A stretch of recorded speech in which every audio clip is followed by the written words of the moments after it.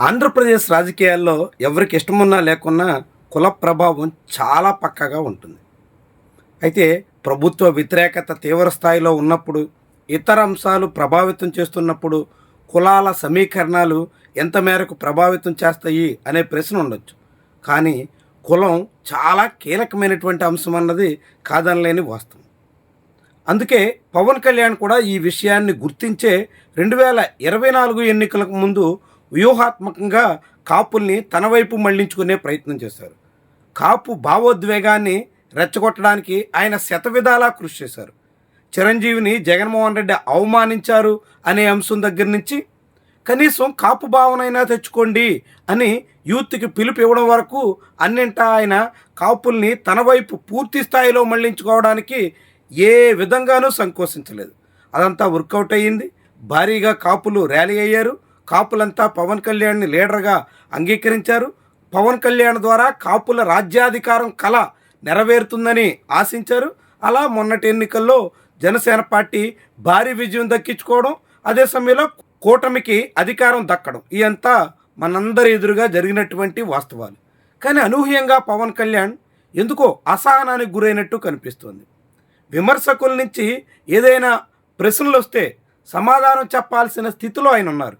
ప్రశ్నించడం కోసమే పార్టీ పెట్టానని చెప్పినటువంటి నాయకుడు తనని ప్రశ్నించేసరికి అసహనంతో ఊగిపోతున్నట్టుగా భావించాల్సి వస్తుంది. అలాంటి అసహనం నుంచే ఆయన ఇస్తున్నటువంటి స్టేట్మెంట్స్ పవన్ కళ్యాణ్కి చేటు తెస్తాయా, నిండా ముంచేస్తాయా? చాలా ముఖ్యమైనటువంటి విషయం. ఎందుకంటే పవన్ కళ్యాణ్ మునిగిపోతే ఆయనతో పాటు కూటమి కూడా కుదేలవుతుంది. కూటమి కుదేలైతే చంద్రబాబు, పవన్ కళ్యాణ్, నారా లోకేష్ భవిష్యత్ ప్రమాదంలో పడుతుంది. ఇది అందరికీ తెలిసినటువంటి వాస్తవం. అంతటి రిస్క్ సిట్యుయేషన్లో కూడా పవన్ కళ్యాణ్ కాపుల్ని తనకు కాదన్నట్టుగా మాట్లాడుతున్నారు. కాపులతో తనకు అవసరమే లేదన్నట్టుగా వ్యాఖ్యానిస్తున్నారు. కాపులు ఓట్లు పోయినా పర్లేదు అంటూ ఆయనే చెప్పుకొస్తున్నారు. అంటే కాపుల కళని, కాపులు సుదీర్ఘకాలంగా ఆశిస్తున్నటువంటి విషయంలో తాను ఏమాత్రం చొరవ చూపే అవకాశం లేదు అని తేల్చేశారు. తద్వారా కాపులు తనకు ఓట్లు వేయకపోయినా పర్వాలేదు అని ఆయనే చెప్పేస్తున్నారు. మరి ఆయనే కాపుల్ని వద్దనుకున్నప్పుడు, ఆయనే కాపు నేతల మీద వ్యంగ్యాస్త్రాలు సంధించడానికి పూనుకున్నప్పుడు, ఆయనే కాపు నేతల మీద తన పార్టీలో శ్రేణుల్ని రెచ్చగొట్టే ప్రయత్నం చేస్తున్నప్పుడు మరి కాపులు ఎందుకు ఆయనే నమ్మాలి? కాపులు ఆయన ద్వారా తమ లక్ష్యం నెరవేర్చుకోవాలని ఆశిస్తే ఆయనే దానికి ససేమిరా అంటున్నప్పుడు ఇక కాపులు ఎందుకు ఆయన వెంట ర్యాలీ కావాలి? ఇలాంటి అనేక ప్రశ్నలు ఉదయించే ప్రమాదం అయితే ఇప్పుడు పవన్ కళ్యాణ్ ముందు పొంచి ఉంది. పవన్ కళ్యాణ్ ముఖ్యమంత్రి కావాలి అని కాపులంతా ఆశించారు. ఆయన మాత్రం తనకు ముఖ్యమంత్రి హోదా అవసరమే లేదు అని చెప్తున్నారు. రాబోయే 15 ఏళ్ల పాటు చంద్రబాబు, టీడీపీ సారథ్యంలోనే ఆయన ఉంటారు అని తేల్చేశారు. అంటే కాపుల లక్ష్యం నెరవేరే అవకాశం పవన్ కళ్యాణ్ ద్వారా ఏ కోసానా లేదు.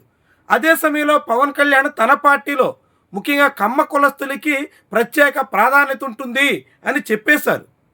జేడి లక్ష్మీనారాయణ, తోట చంద్రశేఖర్ లాంటి వాళ్ళు కాదనుకుని వెళ్ళిపోయిన తర్వాత తన వెంట ఉన్న నాదెండ్ల మనోహర్, లింగంనేని రమేష్, తాళ్ళూరు రామ్ ఇలాంటి వాళ్ళకే జనసేన పార్టీలో పట్టం కట్టబోతున్నాం అని స్పష్టం చేసేశారు.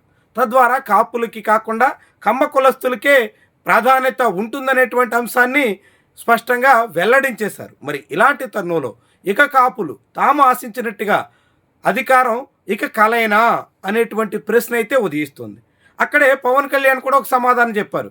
కాపు నేతలంతా కలిసి ఉమ్మడిగా ఒక నాయకుడు అనుకుని ఆ నాయకుడు ఆధ్వర్యంలో ముఖ్యమంత్రి పీఠం కోసం ప్రయత్నం చేయండి, అధికారంలోకి వస్తే నేనే అభినందనలు తెలియజేస్తా అంటే పూర్తిగా కాపుల మీద తనకు విసుగు కలిగినట్టుగా, కాపులు తనకు అక్కర్లేదన్నట్టుగా పవన్ కళ్యాణ్ మాట్లాడినటువంటి తీరు కనిపిస్తోంది. అంటే ఆంధ్రప్రదేశ్లో చాలా పెద్ద సంఖ్యలో ఉండేటువంటి కులస్తుల్లో ఒకటైన కాపుల్ని పూర్తిగా ఆయన దూరం చేసుకుంటున్నారా అనేటువంటి అనుమానం కలుగుతుంది. ఇప్పటికే దాదాపు 18% పైబడి ఉన్నటువంటి ఎస్సీల ఓట్లు తమకు అవసరం లేదని డిప్యూటీ స్పీకర్ రఘురామకృష్ణరాజు తేల్చేశారు. ఇక కాపుల ఓట్లు తనకు అవసరం లేదని పవన్ కళ్యాణ్ అంటున్నారు. ఇలాంటి సంకేతాలు పంపుతున్నటువంటి తరుణంలో రాజకీయంగా కూటమికి భవిష్యత్ ఎలా ఉండబోతుంది అనే ప్రశ్న అయితే ఉదయిస్తోంది. కాపుల బలం కారణంగానే పవన్ కళ్యాణ్ అంత భారీ విజయాన్ని దక్కించుకున్నారు. కాపుల్ని ప్రభావితం చేస్తారన్న కారణంగానే పవన్ కళ్యాణ్కి కూటమిలో అంత ప్రాధాన్యత దక్కుతుంది. ఇలాంటి తరుణంలో పవన్ కళ్యాణ్ కూటమి కోటల్ని కుప్పకూల్చేసే దిశలో అడుగులేస్తున్నారా అనే అనుమానం కలుగుతుంది. రాజకీయంగా ఇలాంటి ప్రకటనలు కాపులతో పని లేదు, ఓట్లు పోతాయని తెలిసినా తానిక భరించలేను అంటూ కాపులను ఉద్దేశించి పవన్ కళ్యాణ్ చేసినటువంటి కామెంట్స్ రీత్యా చూస్తే ఆయనకి అంతో ఇంతో ప్రయోజనం కూడా కలగొచ్చు అని కొందరు భావిస్తున్నారు. ముఖ్యంగా తాను కాపు నేతను మాత్రమే కాదని అందరి వాడినని చెప్పుకునే ప్రయత్నం పవన్ కళ్యాణ్ చేయడం వల్ల వివిధ వర్గాలు పవన్ కళ్యాణ్ వైపు సమీకరించగలిగే ఛాన్స్ ఉండొచ్చు అన్నది వాళ్ళందరి అంచనా. కానీ ఆంధ్రప్రదేశ్ రాజకీయాల్లో అలాంటిది సాధ్యమేనా? అలా జరిగేనా? అలాంటి వెసులుబాటు ఉంటుందా? ఇదంతా ముఖ్యమైనటువంటి ప్రశ్న. ఆయనే చెప్తున్నట్టుగా జగన్మోహన్ రెడ్డిని రెడ్లు ఎప్పుడైనా ప్రశ్నించారా?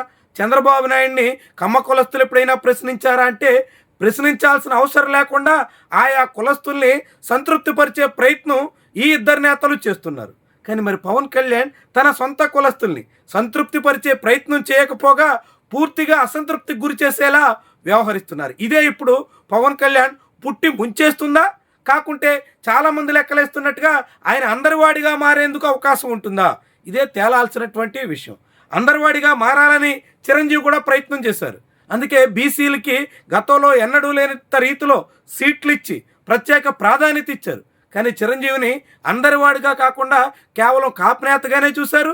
కాపులు బలం ఉన్న చోట మాత్రమే ఆయన పార్టీకి విజయం కట్టబెట్టారు. ఇప్పుడు కూడా పవన్ కళ్యాణ్కి అలా కాపుల ఓట్లతోనే విజయం దక్కిందన్నది కాదనలేని వాస్తవం. ఇప్పుడు పవన్ కళ్యాణ్ ఆ విజయాన్ని కూడా తోసిపుచ్చేసి కాపులతో తనకు పని లేదనేటువంటి రీతిలో స్టేట్మెంట్స్ ఇస్తున్నటువంటి తరుణంలో భవిష్యత్తులో కాపులంతా దూరమైతే పవన్ కళ్యాణ్ భౌతవ్యం ఏమవుతుంది, ఆయన ఎలా రాజకీయంగా మనుగడ సాగించగలరు అనేటువంటి ప్రశ్నలు అయితే ఉన్నాయి. ఏమైనా కాపులతో చెలగాటమాడే దిశలో పవన్ కళ్యాణ్ చేసినటువంటి ఈ కామెంట్స్ చాలా దీర్ఘకాలం పాటు ప్రభావితం చేస్తాయనడం సందేహం. ఇలాంటి ఒక అసహనంతో కూడినటువంటి స్టేట్మెంట్స్ ద్వారా పవన్ కళ్యాణ్ సేజేతుల తన రాజకీయ భౌతవ్యాన్ని తానే దెబ్బతీసుకుంటున్నారా అనేటువంటి అనుమానాలకి ఆస్కారం ఇస్తున్నారన్నది వాస్తవం.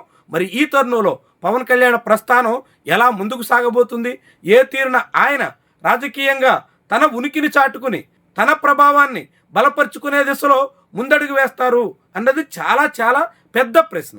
మరి ఇలాంటి దశలో కాపులు కూడా పవన్ కళ్యాణ్ని కాదనుకుంటే మరి ప్రత్యామ్నాయం ఏంటి, ఎటు మళ్ళుతారు, ఎలా వెళతారు అన్నది ప్రశ్న. ఎందుకంటే 2019 ఎన్నికల్లో పవన్ కళ్యాణ్ ఒంటరిగా పోటీ చేసినప్పటికీ కాపులు మాత్రం ఆయన్ని విశ్వాసంలోకి తీసుకోలేదు.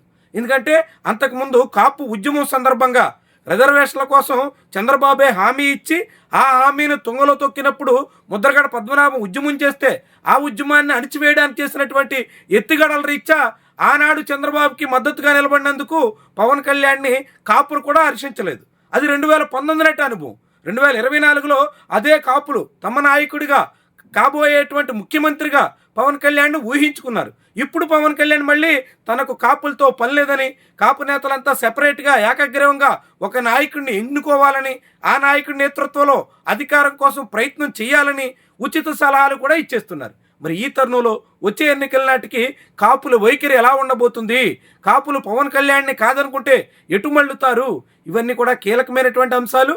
ఆంధ్రప్రదేశ్ రాజకీయాన్ని సమూలంగా మార్చేసేటువంటి విషయాలుగా మనం చెప్పాలి.